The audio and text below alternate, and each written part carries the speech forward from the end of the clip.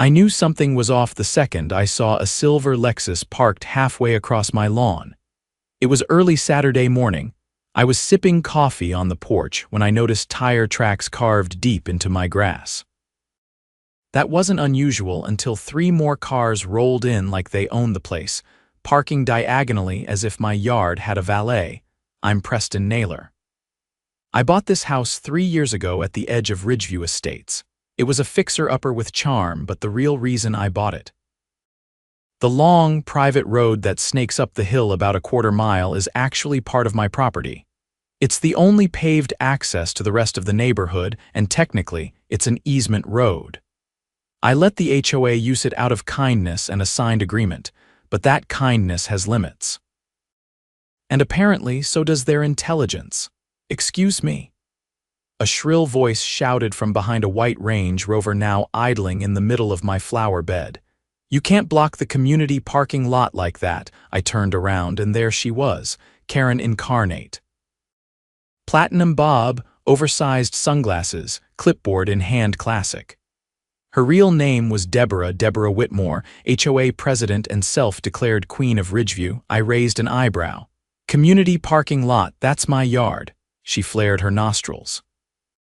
Well, it's being used for the Ridgeview Spring Social today. You were sent an email.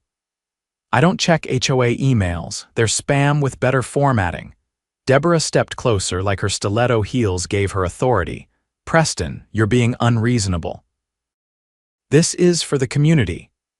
I looked at the dozens of folding chairs and tables being unloaded from a U-Haul and dropped right onto my front lawn like it was a public park.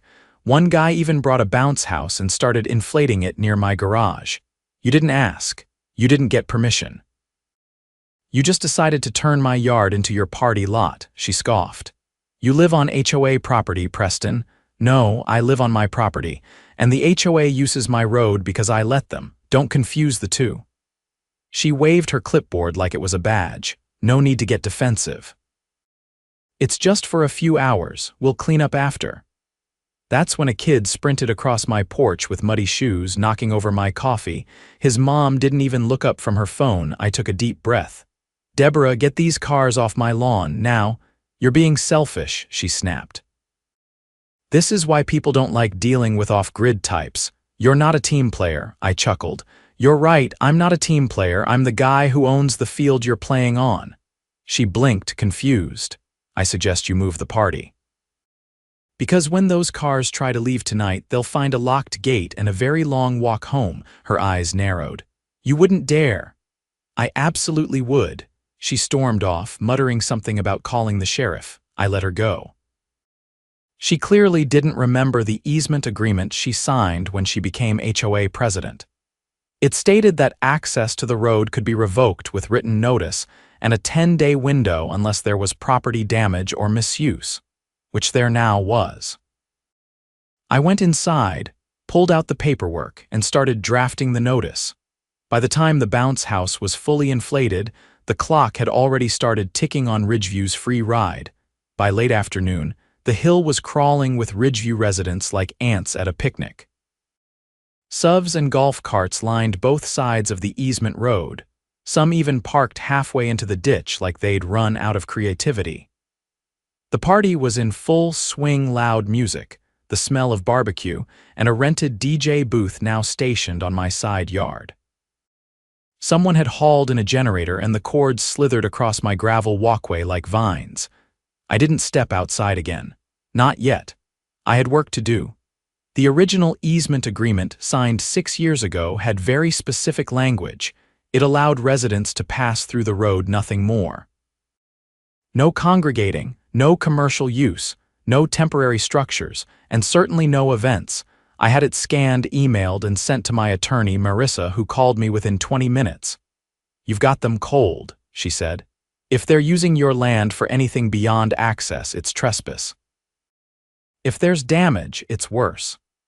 Can I revoke the easement immediately? She paused. If you can document misuse, yes. The clause you included gives you the right to accelerate termination if the property is exploited in ways that obstruct your own use or cause harm. But you'll need proof. I've got cameras, 4 of them, one on the mailbox post, another near the garage, 2 on the driveway trees.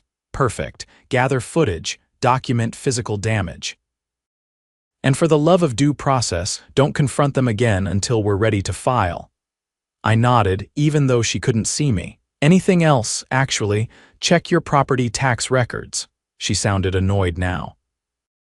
If they're using your land like this, it's possible they've been reporting it as common area in their HOA filings. That's misrepresentation, or worse. That lit a different kind of fire under me.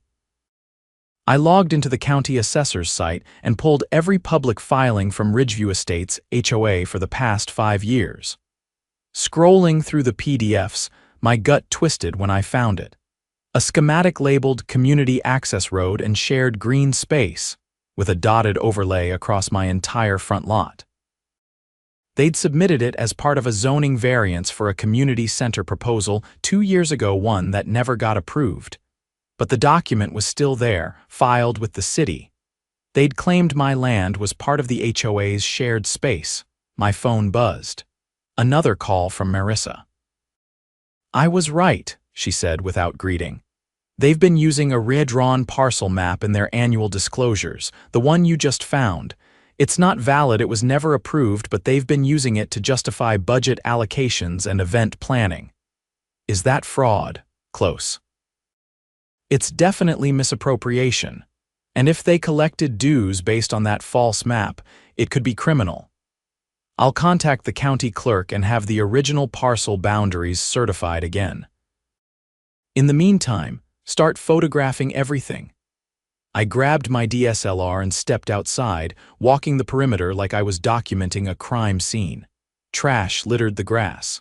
One tire had torn a trench through the sod, and someone had attempted to cover it with a decorative rug from the party. The generator was leaking oil near my hostas. Preston, a voice called out. I turned. A man in a blue polo approached, holding a paper plate stacked with chicken skewers. Frank Weller, he said, offering a hand. Vice president of the HOA, I didn't take it. I just wanted to say thanks for letting us use the space today. It's really brought the community together. Did you know this space doesn't belong to the HOA? I asked. He frowned. Pardon? This is private land, you're on it. The entire party is on it. His eyes shifted to the tables, the decorations, the bounce house. Well, Deborah said Deborah doesn't own it. I do, and the HOA has no rights here beyond the marked road, which you've all violated. He cleared his throat. I'm sure it was just a misunderstanding. Let me talk to her. Do that, and let her know the easement agreement is being revoked, effective as soon as the paperwork is delivered. Frank's composure dissolved. Wait, you can't do that. That's the only access into Ridgeview. You'd trap hundreds of residents. No, I'll be notifying the city and providing temporary access to emergency services and deliveries. But the HOA, they'll need to renegotiate, and this time it won't be free. He backed away, muttering under his breath, and jogged toward the DJ booth. I watched from the porch as the mood of the party shifted. Within minutes, Deborah reappeared, walking fast, lips tight like she was chewing glass. You can't do this, she said, stopping at the bottom of my steps. You already did, I'm just responding. There are children here, families. You'd cut them off from their homes. No, I'll give them access, but you're done making decisions involving my property. You used a fraudulent map to justify this event, and you knew exactly what you were doing. That map was submitted in good faith. You mean the one that shows my land as a shared green space, the one attached to a zoning request your board members still reference in HOA emails? She froze. I could almost hear the gears in her head grinding to a halt. I've already sent everything to my attorney, I continued, and tomorrow I'm filing a formal trespass complaint. I'll also be contacting the city for a cease and desist against the HOA's use of misleading documents. She laughed, but it wasn't confident. You think the city cares about your little grudge? I think the city cares when someone files false documents to misappropriate private land. Especially when that landowner has documented proof timestamps, and a signed easement agreement that was violated in broad daylight. Her face lost its color. "Pack up your party, Deborah. You've got 36 hours before the gate gets closed and locked. After that, any vehicle parked here will be towed, at your expense." She didn't respond, just turned and walked away, her heels stabbing little holes into my already ruined lawn. I went back inside and uploaded the footage from the cameras. One feed caught someone dragging a grill across the gravel path. Another showed a man emptying a cooler right into my flower bed. And then there was the exact moment Deborah directed the DJ to set up on my side of the property clear as day, with her pointing and nodding. That evening, I filed the trespass complaint with the sheriff's office. The deputy I spoke to was surprisingly helpful. "Got your footage?" he asked. "4 angles. Good, send it over. If they used your land without permission and caused damage, that's criminal trespass. We can have a deputy present when you post the termination notice." I agreed and set the meeting for Monday morning. By dusk, the party had deflated like the bounce house. Half the residents had already packed up and left, word spreading like wildfire. I sat on the porch again, this time with a different mug in hand and a document folder at my feet. The gate stayed open for now. But not for long. Monday morning arrived with the kind of crisp quiet that made the chaos from 2 days ago feel like a fever dream. But the tire ruts, oil stains, and flattened flower beds were still there, more than enough to remind me it had been real. And I wasn't the only one who noticed. At precisely 9 o'clock, Deputy Callahan pulled up in a county cruiser, stepped out, and gave me a nod. He wore mirrored sunglasses and a clipboard was tucked under his arm. Behind him, a beige city truck rolled to a stop, and a lean man with a rolled-up blueprint under his arm stepped out. That was Ben Keller, from the county zoning office, a no-nonsense type who didn't ask for coffee or small talk. "You have the notice ready?" Callahan asked. I handed it over. A single-page declaration, typed and signed, revoking the easement effective immediately based on Clause 7, Section 4, misuse resulting in property damage. I'd included time-stamped photos, printed stills from the cameras, and a list of damages. Ben whistled low when he saw the comparison between the original plat map and the one the HOA had filed. "Where'd this come from?" he asked, tapping the altered one with a pen. "Submitted during a variance request 2 years ago. They never got approval, but they've been using it anyway." He shook his head. "They drew parcel lines over property they don't own, correct? That's municipal fraud." Callahan looked over his sunglasses. "You want to press charges?" "Absolutely." Ben nodded. "I'll start the audit. This is going to get ugly." They followed me down the gravel path to where the gate sat open across the easement road. I unlatched the side panel and flipped the bolt on the main lock. Callahan posted the notice on the gate with his clipboard, while Ben hammered a temporary zoning violation sign into the ground beside it. We stood there for a moment, watching a few early commuters from Ridgeview slow down at the site. A silver sedan crept to a stop, the driver's eyes wide as she read the notice. Callahan stepped forward and waved her through, explaining the temporary access for the next 24 hours. After that, it would require written permission and a new agreement. As the car rolled away, Ben turned to me. "What's your end game here?" "Accountability," I said. "And I want them to feel what it's like to lose control over something they thought they owned." He nodded once, then walked back to his truck. Callahan stayed behind for another hour, making sure the posted notice was respected. By noon, a line of confused residents had formed at the gate, all of them reading the sign and backing up slowly. No one tried to argue. That changed around 2 o'clock. A black SUV with tinted windows pulled up fast, kicking dust up behind it. The driver's door swung open and Deborah stepped out in a tailored navy blazer and low heels, clearly dressed for war. She held a manila folder and marched straight up to me. "This is harassment," she said without preamble. "You've taken this too far." "You submitted a fraudulent map to the city," I said. That's not a mistake, that's a crime, her jaw twitched. We had guidance, our board approved it. Your board doesn't own this land, you never even asked. She thrust the folder into my hands. This is a petition. Over 100 residents signed it. They demand continued access. I didn't even open it. This isn't a democracy, it's my deed. You don't vote on property rights. We've contacted an attorney, she said, voice rising. And if you don't reverse this revocation, we'll sue for obstruction of community access. You're welcome to try. But you'd be suing the person who owns the only road into your neighborhood. You really want to put that on record. She faltered for half a second, then recovered. We'll claim historical use, implied easement. You allowed access for years. And I documented every single day of it, including the signed agreement that makes clear it was revocable. You violated its terms. That ended the deal. It's done. She stared at me for a long moment, trying to read something in my face. Then she turned to Callahan. Do you have any idea what kind of disruption this is causing? He didn't flinch. Ma'am, your organization misrepresented property lines to the municipal zoning board. That's a felony under state code. You need to direct your concerns to your legal counsel.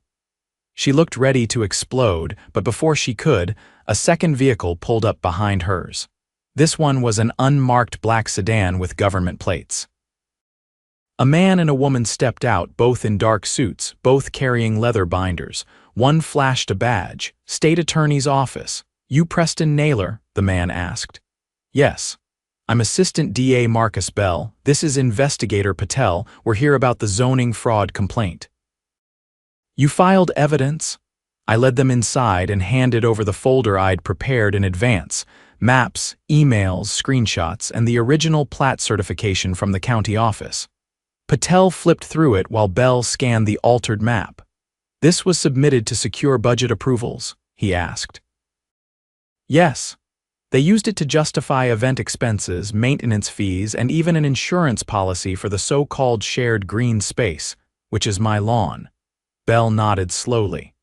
That's wire fraud, misuse of public records, and potentially insurance fraud. You'll be hearing from us. They left without another word, driving straight to the HOA's office on the other side of the hill. By evening, word had spread. I watched from my porch as residents gathered at the gate, some trying to reason with each other, others clearly angry. But for the first time, none of them looked at me like the villain. In fact, a few waved hesitant but respectful. They knew something had shifted. The next morning, it got worse for the HOA. A city truck arrived and blocked the main HOA clubhouse entrance. Officials began inspecting the grounds, taking measurements. 2 officers accompanied them. Then a red tag was placed on the clubhouse door, property under investigation. By noon, Deborah had vanished. No one saw her leave, but a board member named Leonard was suddenly in charge. He showed up at my gate, out of breath and pale. Mr. Naylor, he said, wringing his hands. We'd like to talk about a new agreement, a proper one with compensation. I crossed my arms. You'll need to submit it in writing. We're also looking to dissolve the current board. Clean slate. New oversight, we didn't know what was being submitted. You all signed the annual reports. He swallowed hard. We were misled. You were complicit. He nodded once, ashamed. We want to make it right. I handed him a printed copy of the new terms I drafted. Monthly compensation for road access. Maintenance fees. A clause requiring written notice of any event within 300 feet of my property.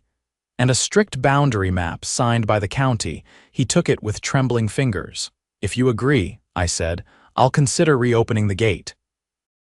But only once the DA completes the investigation. Until then, you're on foot. Leonard didn't argue. As he walked away, I saw something strange. A group of residents standing at the edge of the road, watching everything. One of them stepped forward, an older woman with silver hair and a cane. Mr. Naylor, she called. Yes, thank you. We were never okay with what they did. We just didn't know how to stop it. That's what fences are for, I said. To remind people where the line is. She smiled faintly and turned away. That night, I locked the gate again. Not out of spite, but out of principle. For years, they assumed the road was theirs because no one told them otherwise. Now they knew better. And I wasn't just the guy who lived at the top of the hill anymore, I was the one who owned it. The week that followed was the kind of slow burn you only see when a system starts unraveling from the inside. I didn't attend the emergency HOA meeting held at the community pool house, mostly because it had been locked down by zoning inspectors, and they were forced to set up folding chairs in the parking lot like a yard sale of shame. My neighbor from 2 lots over, a retired firefighter named Reuben, filled me in later that night. "They're scrambling," he told me as he set a worn thermos on my porch railing. "Half the boards resigned already, and the county's breathing down their necks about financial disclosures." I nodded. "You think they'll actually fix it?" "Not unless they're forced to. But you did more in 3 days than the rest of us managed in 3 years. That stuck with me not because it flattered my ego, but because of what it implied. Deborah and her inner circle hadn't just presumed control, they'd kept it by exhausting anyone who questioned them. Most people just wanted peace and quiet. Deborah made that expensive. That peace finally shattered 3 days later when an unmarked van arrived at the Ridgeview HOA treasurer's home. 2 investigators stepped out wearing jackets marked with the State Financial Crimes Unit. This wasn't about zoning anymore. This was about money. Turns out, the fake parcel map wasn't just used for events. It had been submitted in an annual expenditure report to justify renovations and landscaping contracts that never actually happened. Over $70,000 had been moved from the HOA's reserve fund to a shell company registered under the name of Deborah's brother-in-law. That same afternoon, Deborah was taken into custody. I watched from the hilltop as the cruiser pulled away. No sirens, no drama, just a quiet departure followed by stunned silence across the neighborhood. Later that evening, Leonard returned to my property, this time with a woman I hadn't met before. She was composed, late 40s, clipboard in hand, and wearing a navy windbreaker that reads State Compliance Auditor. "This is Marla Chen," Leonard said, his voice quieter than usual. "She's been assigned to oversee the HOA audit." Marla extended a hand. "Mr. Naylor, I've reviewed your documentation. I'd like to thank you for bringing this to light." Had that fraudulent map remained unchallenged, the financial misrepresentation could have escalated into a full-scale embezzlement case. "You're saying it wasn't already," she gave a tight nod. "It is now." Leonard shifted his weight. We'd still like to renegotiate access, something formal. Legal, transparent, and we're prepared to meet your terms." I stepped aside and motioned them toward the porch. We sat, and Marla scanned my revised access agreement, one that included a monthly maintenance stipend, a usage cap, and a clause requiring quarterly inspection of the road funded by the HOA. Leonard signed without hesitation. "There's one more thing," I said, folding the papers. "The HOA has to send written notification to every Ridgeview resident, clearly stating that the road and the land around it are private property. No exceptions. No future misinterpretations." Marla nodded. "I'll oversee the distribution myself." It was done. By the following weekend, the gate was reopened, this time with an electronic system tied to a fob key that I controlled. Each resident would need one to enter. Emergency services had their own override pass. The bounce house, the folding chairs, the U-Haul parties, those were gone. In their place was silence. And respect. But the final twist came a week later, during a zoning committee hearing I attended out of curiosity. I sat in the back, arms folded, as a man in a blazer and tie presented a proposal from the interim Ridgeview board to build a proper community lot, this time on land they actually owned. The motion passed unanimously, and a modest budget was approved from remaining HOA funds. Then, unexpectedly, the committee chair gestured to me. "Mr. Naylor, would you mind stepping forward?" I stood, wary. "You're the complainant from the Ridgeview case. We'd like to thank you for protecting your property rights and holding this board accountable." Your documentation has been instrumental in exposing a systemic abuse of jurisdiction. I gave a small nod. I wasn't trying to make a point, I just wanted them off my lawn. That got a few laughs, but the chair wasn't done. As a result of your diligence, the committee has voted to amend the municipal review process. Going forward, all HOA zoning requests must include verified proof of ownership and a signed affidavit from affected property owners. You may have just changed how this city handles HOAs. I didn't smile, didn't gloat. I simply returned to my seat and watched the rest of the session unfold. By the time I got home, Ruben was already waiting with 2 lawn chairs and a 6-pack of whatever discount brand he preferred that week. He raised a can as I approached. "You know," he said, cracking the tab, "if they ever try anything again, they'll have to go through a lot more red tape." "They already did," I replied, lowering myself into the chair, "and it strangled them." The summer rolled on. The grass grew back. The oil stains faded. A new HOA board was elected, this one composed of actual residents, not power-hungry opportunists.